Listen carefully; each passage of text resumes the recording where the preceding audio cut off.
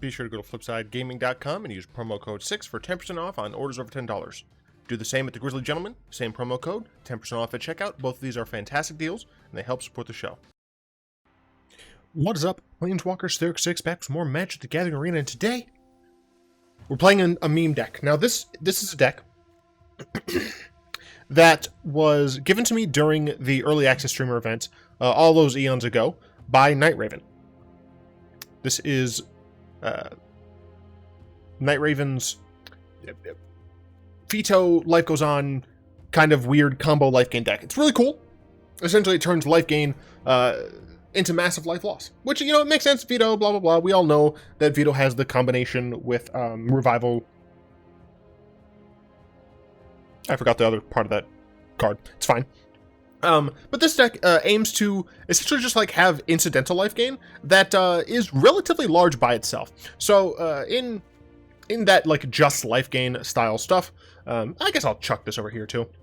We have 4 Life Goes On. Now this gains you 4 life at instant speed for a single green. Now that's not actually really good. If a creature died this turn, however, you gain 8 life instead. Now if you have Vito out, when you gain the 8 life, your opponent is going to lose 8 life.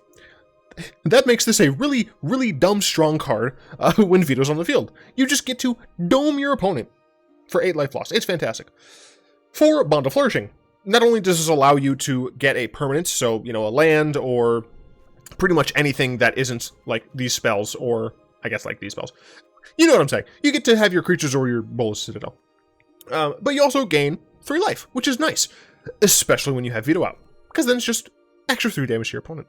Pulse of Murasa, 3 mana, return target creature or land card from a graveyard to its owner's hand. You gain 6 life. Now, for what it's worth, this is not as valuable on the maximum level as Life Goes On is, because it costs 3 mana instead of 1, and it only gains you 6 life. However, it will always gain you 6 life, and you do technically get to return a creature or land card from a graveyard to its owner's hand. You can use this, quote-unquote, defensively by, re-putting Vito into your hand, maybe popping a Gary that has died into your hand so you can use it the following turn, or you can use this to yeet something, maybe an extra land or whatever, into your opponent's hand from their graveyard to stop an Uro, for example, from coming down on that very following turn. Right? You can do some shenanigans like that. So Pulse of Murasa does have its moments. We have 2 Planewide Celebration. Technically speaking, this is a bit of a meme card, but if you do find yourself with 7 mana, you can just gain 4 life 4 times, which is 16. Your opponent likely has taken at least 4 damage by now, and that means they just died, which is funny. If for some reason you can't do that, you can make some tokens, you can return some things, you can... there's no reason to proliferate, really. But, you know, you could do the other 3 things. Then we hit on to our removal. We are rocking 3 Eliminates and 1 Heartless Act. I initially, well, I guess technically Night Raven, initially had 4 Heartless Acts in the deck. However, in my very mild playtesting of the deck, Chevill doesn't really work with Heartless Act very, very nicely, because Chevill puts a counter on things. So I did switch it up. I do still want the single Heartless Act, just in case I need to yeet something larger. Haha, just in case. Get it? That's my name. And then the 3 Eliminate allows us to not only deal with some creatures that Chevill has tagged, but also some annoying early game planeswalkers. We have 1 Pestilent Haze and 2 Extinction Event. Initially, Night Raven ran 3 Ritual Soot. However, Ritual would kill our creatures as well. Extinction Event allows us to potentially have our own creatures evade. It does force an exile, which is not the best, because we do want things to die for Chevill. But it weaves around some of the issues. And then Pestilent Haze, of course, can deal with a super aggressive start from our opponents, as well as potentially just remove some counters from Planeswalkers. Then, of course, we have our creature force. We have 3 Chevill, Bane of Monsters.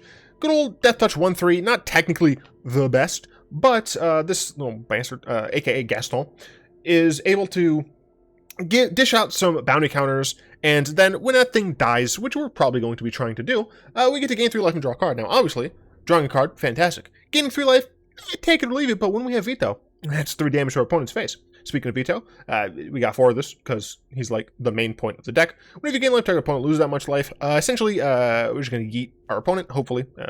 The deck is pseudo-reliant on Vito, but we do have some other cards that allow us to do okay without him.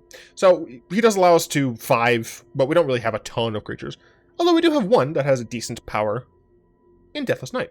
3 of these, haste. Whenever you gain life for the first time each turn, return Deathless Knight from your graveyard to your hand. So this is a nice recursive threat if we don't have something like Vito out, such that, we can attack with Deathless Knight, maybe it dies, life goes on, gain some 8 life, put it back in our hand, etc., rinse and repeat. And since it does have 4 power, it's not the weakest of creatures. Now, obviously, like, this compares very poorly to something like Cough Cough Questing Beast, but then again, what doesn't these days? 3 Garys. Now, you might be saying, like, what? Like, I understand Gary, but, like, you don't have a ton of black pips. Well, that's sort of true.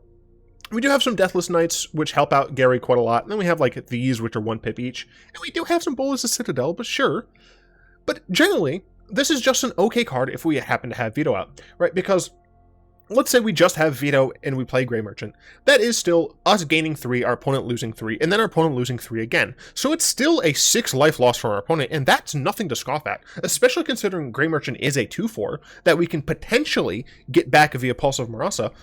It just seems like the right card to play. Last but not least, we have Bolas of Citadel, 6 mana, triple black pip, which is real nice. We can just cast the top of our library, which is really cool, by paying life. We don't really care about paying life when we have a lot of cards that allow us to gain life back. And then we murder our opponent. It's great. This is the mana base. I added a couple of temples, I believe, but that's about it. I did play a single practice game today. I played a lot, obviously, during the early access streamer event with this, but I played a practice game today. It was against Orza Vito, and I won. Who's this guy? Look at this guy. We got some eliminates. Pulse, Planewide, yeah, sure. Turn 1 temple. We can have eliminate for some nonsense. Followed by eliminate for some nonsense. But yeah, this is okay. We want Vito, essentially, as soon as possible. And that temple will hopefully help me out there. Obviously, we'll still take a Chevill or a... Okay.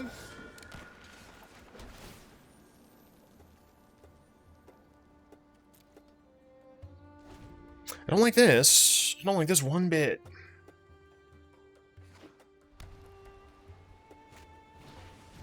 Okay, so Azor Skies. Ow.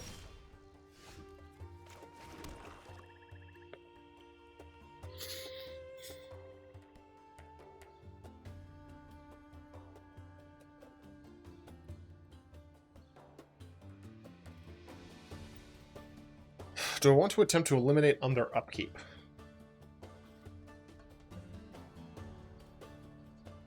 I'm just very worried that they have a dive down. I chose not to do it on their upkeep because they might try and play that, and that allows me to kill the Spectral Sailor. So now I can kill the Spectral Sailor. The Loyal Pegasus can't attack because it would be attacking alone, and then I can do this. Go ahead and eliminate the Eagle. There we go. And I've immediately gotten a lot of aggression out of our opponent. Now, unfortunately, of course, I did yeet that land, which apparently was not the correct thing to do.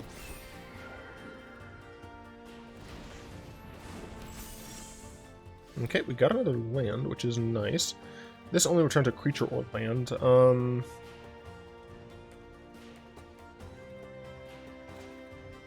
going to go ahead and flourish. We will take the Vito. We'll play this tapped. So, we luckily were able to get some slowing down. Getting another Life Goes On would be okay. But here we are going to take a good old-fashioned 7. Down to 15. Not exactly the nicest of things. Oh, don't have... Okay, that's fine. So we're going to take a little bit more than 7, but... not too much. Obviously getting a... Alright. Man, all of these things seem to be, odd. Do not have Spell Pierce, please. Let me just triple check. Odd. Alright. Got there. I do have some Discord questions to go through. Skycat. Ooh, Skycat can make an army in and of itself. Cool, cool. And we'll go ahead and play Vito first. If Vito happens to die, it's whatevs, you know. Because they have something that they haven't been using. But even just going Grey Merchant, should be fine. So that they had to have just top decked that, I think. Because they could have played it last turn. Ow.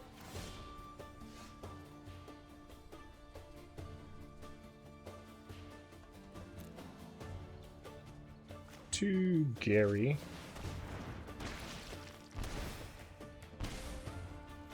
No attacks.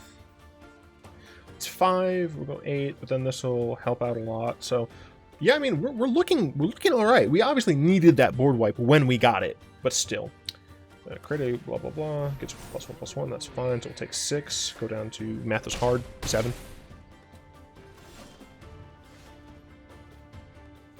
I can do another Gary. Is that enough though? That'd be 5. They would have to. They'd have to block the Gary though, right? Because it'd be 5. So they would lose 10. So they'd be at 2. So they'd have to block the Gary. Okay, this should be fine. Because now I just attack. I guess I potentially I could have attacked first. Because they wouldn't have been able to kill. You've died. Because they could have blocked like that, except without knowing. So technically I probably should have attacked first. But still. Get more of my... my smoothie. This is orange sherbet and apple juice base with some frozen strawberries, mango, peach, pineapple. I think that's everything. I just love fruit, man. It's so good. So good. Too much fruit. You might get too much sugar. You might get too much acid. But it's so hard to say no. That's a name. I should not be talking. I mean, we have Pestilent Haze and a Temple. I'll keep it. I don't love it, but I'll keep it. Pelt Collector, okay.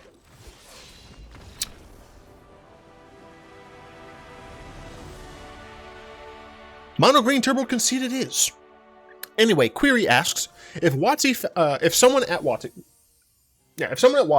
found out about my character Theoric 6 and wanted to make them into an actual character, would you be willing to let them do it?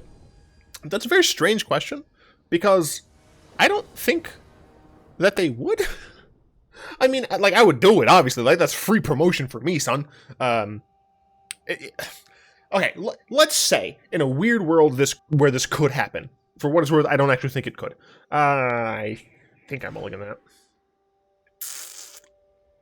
I'm awkwardly going to keep that because I have access to Bond. Could be a mistake, but I don't really care. Anyway, let's imagine that is something that could occur. This is sorcery, yeah. Oh. Uh-oh. I would be fine with it as long as I get to still do my Theoric 6 thing unimpeded. We play Temple here. And we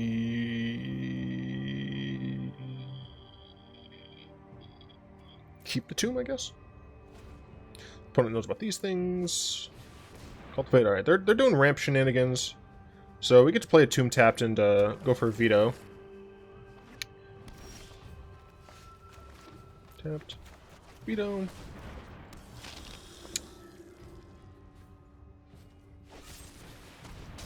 That's just rude. I also really didn't see that coming.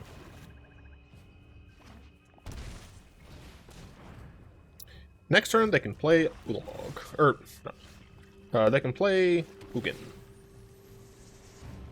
I will keep Ulster Citadel on top. Because I can potentially play it next turn and do some really cheeky things. As long as Ugin doesn't come.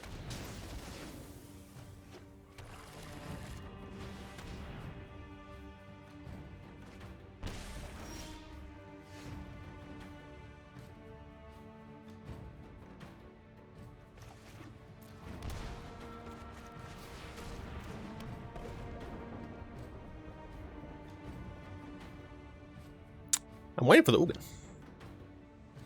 Yeah, as long as I could still, like, be me, I'd do it. Oh, no. Okay. Okay. Potentially fine.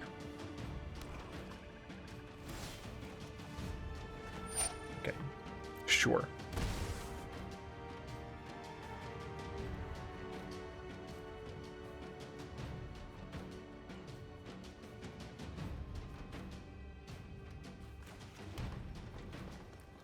Cool. So I'm going to Pulse. Vito. Play Vito. Pulse the other Vito, I guess? Oh, hell yeah, dude. Light goes on. Oh! Oh, we're doing it! We're doing it! Ah!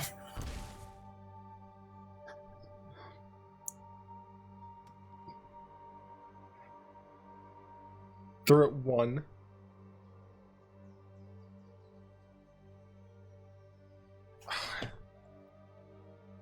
I guess we just pass and hope that they can't kill us. I feel like that kills us.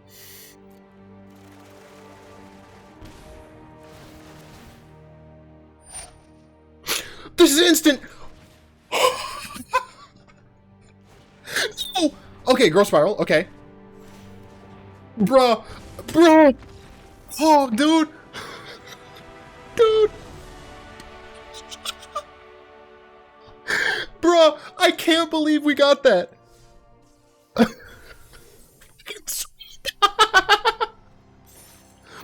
Oh, that was awesome! Oh my goodness! Oh, that was great! That was absolutely great! You can't kill me, I'm immortal! Life will always go on. Oh man, that's nice. Ooh, okay. Aragon John asks, what is the most janky theme you've had for a deck? I don't really do like jank all that much, to be honest. Like a lot of the cool decks that you see on my channel are like community oriented. I suspect Vito's gonna die. That's the only reason I kept 2 Vitos instead. So like this, for example, I did not make this, but I changed it, and it's doing decently. Some more of these markers. I would love some Pestilent Hazes. That'd be great. That'd be grand.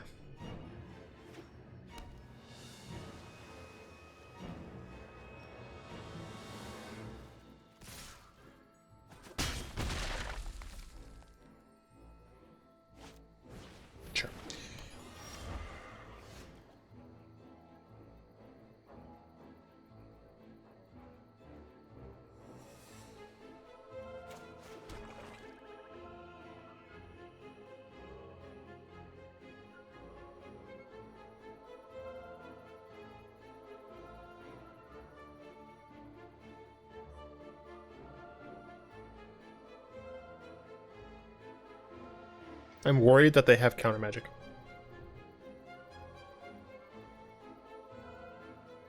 They have 3 cards.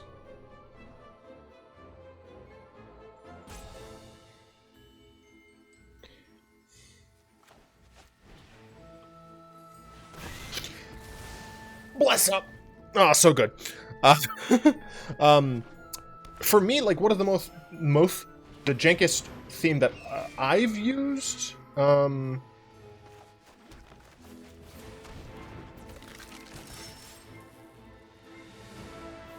Gosh, I really don't know.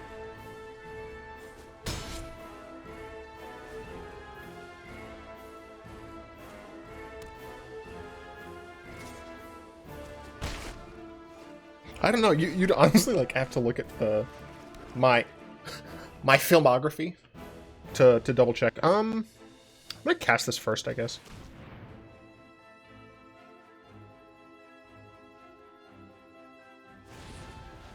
Sure.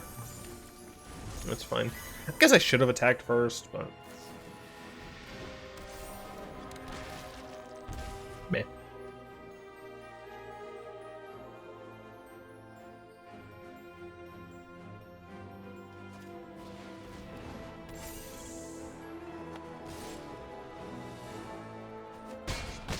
Ow.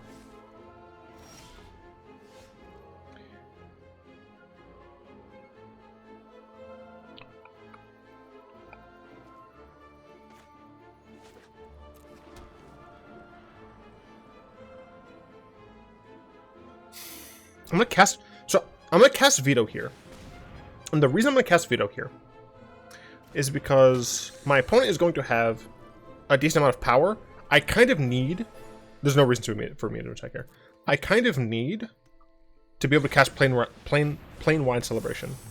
So I really hope I top deck a land next turn. If I don't... 4, 7... it's a lot.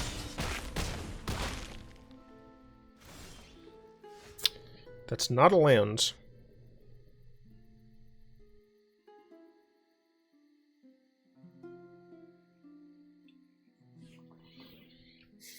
I think I have to go for the Hail Mary play with Bolas Citadel.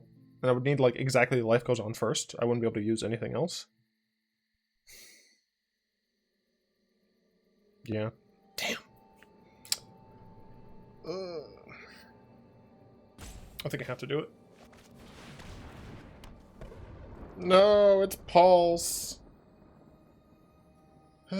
Darn. Can't win them all. If we were able to top deck a land there, it would have my opponent would have been at 1, but we would have been able to attack with both. It would have been so great, but I can't always get them.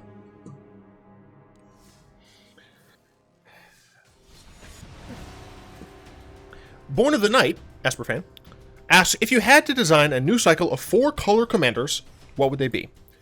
So before I answer that, I'm going to answer the question right after it by Avakius. Sort of related to the previous question, do you think there should be more 4-color cards? More than the essentially nothing that there are right now? Yes.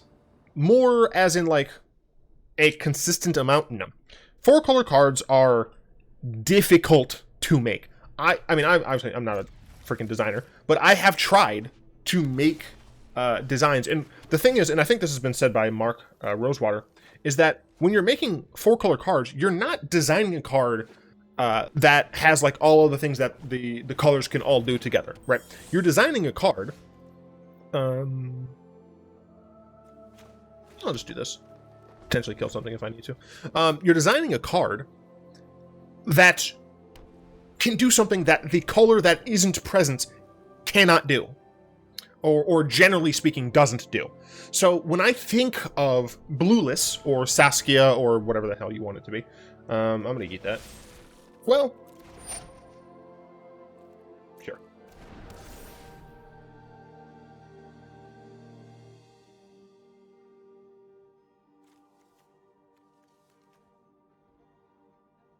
I might have made them hesitate awkwardly.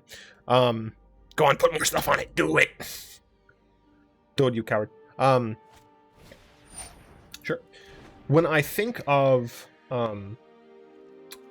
that color combination, right? White, black, green, and red. I think these are the colors of destruction, right? En masse in some cases, but very efficient destruction. And that's because blue, generally speaking, is not the color of destroying, right? Blue technically gets, like, polymorph effects that do say destroy, like things like rapid hybridization, but in general, blue doesn't destroy. So when I think of blueless, I think of blow shit up. Do I want to veto here, or do I want to Chevill? I think I would rather read... yeah, I'd rather play veto. Gotta get that life gain going fast. Let's see.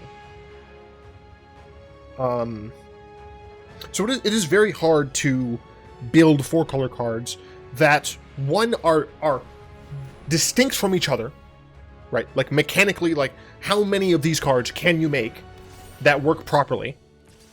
I don't appreciate this. So here, I think I do want a Temple. And I'm probably going to eat that, to be honest. Do I want to play a Chevill? Play Chevill, play Pulse. Is that a May? It's not a May. So I would have to return that to their hand, which is not great. So I will just play Chevill. I'm hoping I don't die out of nowhere, but it should be okay.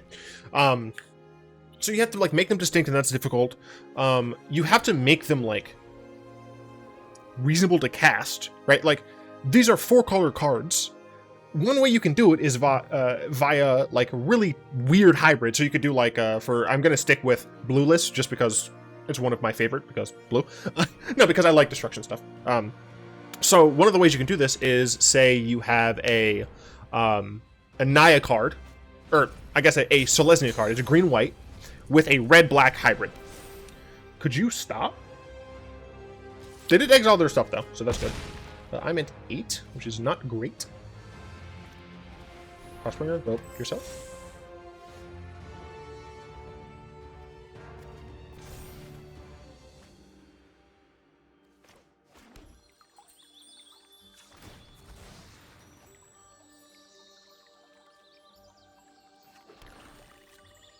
So I can Gary for 4.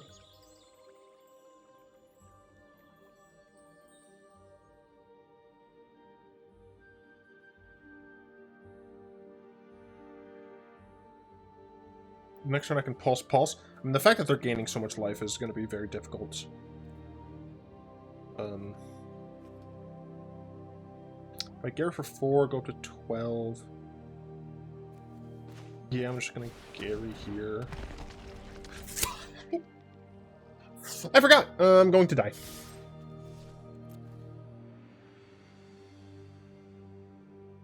Should have attacked first. I mean, they... Alright, I die to a single point. A single boon of damage. I mean, for what it's worth, my opponent was a relatively high life total. It would have been relatively hard for me to win this one, I think. Could be wrong.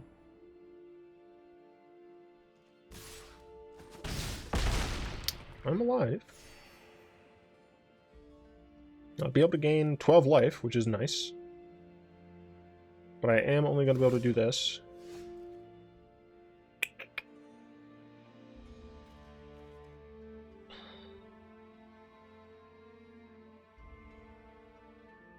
This only grabs permanents.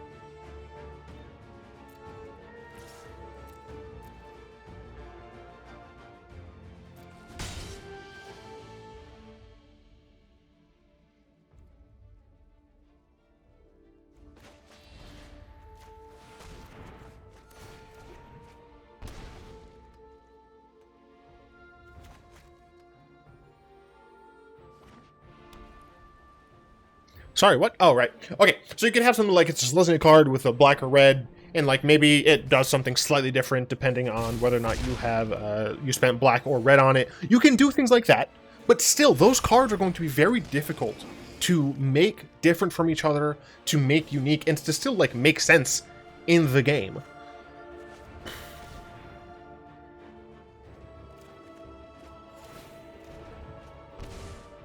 Okay, I'm still alive on board.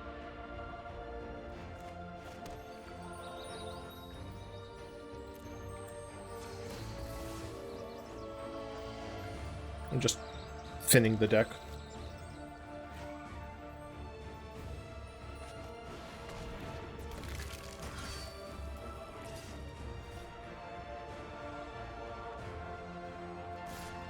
I literally might as well attack with Chevill.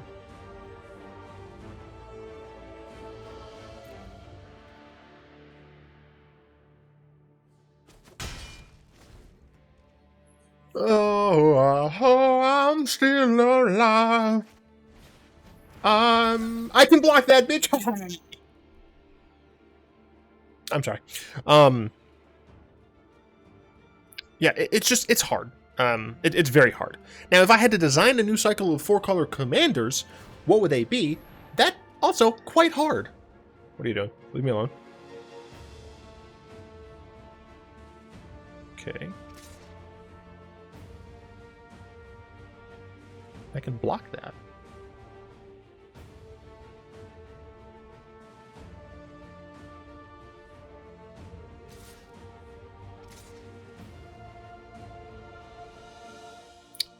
So I do have 7 mana, so it'd be nice, it would be nice to get, God, what, Celebration, Planewide Celebration. He does get to just recast it for free, so that is, it's not nothing. Come on, something decent. I mean, if I have to, I can swing all out. Never mind. They could have killed me. I don't exactly know why they didn't. Yeah, I gotta do this, and I'm pretty sure I still die, so. That sucks. That sucks. So, whiteless, it's blue, black, red, green. Those are definitely the colors of Chaos. I was dead anyway. 2, 3, 4, yeah. Those are like the colors of Chaos, essentially. And we kind of already have one of those, right? Like, what's his name is... I'm gonna go to EDH Rec real quick. EDH Rec. Chaos Boy is in these colors. Yeah, Yidris. So, Yidris is kind of like the perfect commander. So I don't know if I'd be able to do... that it's Cascade. Is there another way to do something random? I guess like have a like Warp World style effect on a stick, I guess. We have, so that was whiteless. Blueless, I already kind of talked about, is like the color of destruction. So maybe these are gonna be really boring because like I'm trying to think of something that like fits but is still like worthy as a commander. So like a balance card. So like at ETBs, everyone has to have like the same amount of artifacts, some like artifacts, creatures, enchantments, lands, all that stuff, I guess. Blacklist, white, blue, red, green. I mean, Group Hug like makes sense for that. Like in my opinion, they did a pretty decent job at making the commanders for the 4-color ones. Let's see. If I were to change it, you could do it something like Will, or no. The hell is the Kenrith dad's name? Kenrith. Oh, his name is just Kenrith. Fuck you. You could do something like that, except like you could have it like, you know, like gain certain amount of life, draw a certain amount of cards, put a land into play from your hand or something, and then I don't know what the red one would be. Deal some amount of damage to a creature, or to like especially to a creature that isn't owned by the controller of this thing or whatever. And then like you have a certain cost to cast it, and then you could have everyone else. Like it's like anyone can activate the abilities of this card at sorcery speed, or any other player can activate the ability of this card at sorcery speed by paying 2 generic or 3 generic in addition to its other costs. Like you could do something like that, I suppose. So that was blackless, redless. So that's just like emotionless stuff. Atraxa makes sense as a Praetor, but she's not necessarily the best poster child of like emotionless stuff. And yeah, kind of. If I were to do that, let's see. Oh gosh. Oh, I'm sorry for this. Ugh. It'd be some like stacks plain like that's just what I'm thinking. It's just like it grinds the game. Everyone hates it. Yeah, it would just be not fun. Essentially, I'm not going to address the type of design I'm thinking of because people would hate me. And then greenless. White, blue, black, and red. Greenless. I fucking have no idea. Honestly, the closest thing is artifacts matter. Like, green is the only one that doesn't like using artifacts, so it makes sense. And Brea did a pretty decent job. The main stuff that green does for artifacts is some equipment stuff, often paired with other colors, especially white. But let's see. Ooh, it'd be interesting, stupid but interesting, to have like a creature who can tap to add mana and activate that ability as if it had haste, even though it's not going to have haste. It can equip itself, and then it's like this creature can be equipped to another creature. If it becomes equipped this way, it no longer is a creature. Instead, it's a creature or an artifact equipment that gives plus blah blah blah plus blah blah blah. While it's an equipment, it has the ability to pay a certain amount to detach itself. I think that'd be pretty interesting. So it's a mana artifact. It's an equipment, and then it would have a static ability as well. I think that'd be pretty interesting as a way of kind of playing up the idea of the artifacts. So like the main pillars of static ability on the artifact, mana ability on the artifact, and then have it be an equipment. I think that'd be interesting. Hopefully that was some cool discussion on a very difficult topic, in my opinion. I like 4-color cards. I really like what they did with the 4-color commanders. It honestly, like, Commander is one of the few venues where you can actually make 4-color cards. Because the commanders are allowed to cost more. They're allowed to be more grandiose. But if you're trying to actually develop a set around 4 colors, which, fun fact, I've technically tried before, it's hard. It's very hard. Like, one of the tools, as I said already, was do the hybrid. You can also do something along the lines of these are other things that they've done before, but have something like Cortosar, that ilk, where it costs a certain color or colors, and then it has you have to sacrifice it unless you paid the other color or both of other colors. You can have kicker style cards where they cost 1 or 2 colors, and then they have a kicker for one of the colors and another one of the colors. So once again, going with the blueless, we could have a Selesnya Centaur that has a kicker for black, some amount, and black, some black mana cost, and then some red mana cost for kicker, and then you get reasonable effects. So it's a one green white 3/3 Centaur with a black kicker. Each player discards a card, and then a red kicker, deal 2 damage to any target. That might be too strong. That's the type of thing I'm talking about. And then you can have things like what they did in Khan's block, where they had I'm thinking like the Butcher. They have not Anafenza. What is her name? I can't remember her name. I think one of the tie games. Oh, freaking Tasigur, where you have the normal cost, which was black for Tasigur, and then a hybrid blue-green cost activated ability. So instead of it just being one color, once again going with a blueless, you could have a Selesnya creature that has a black-red hybrid activation cost, right? All of those things have subtle mechanical differences based on the fact that they can be put into certain decks, right?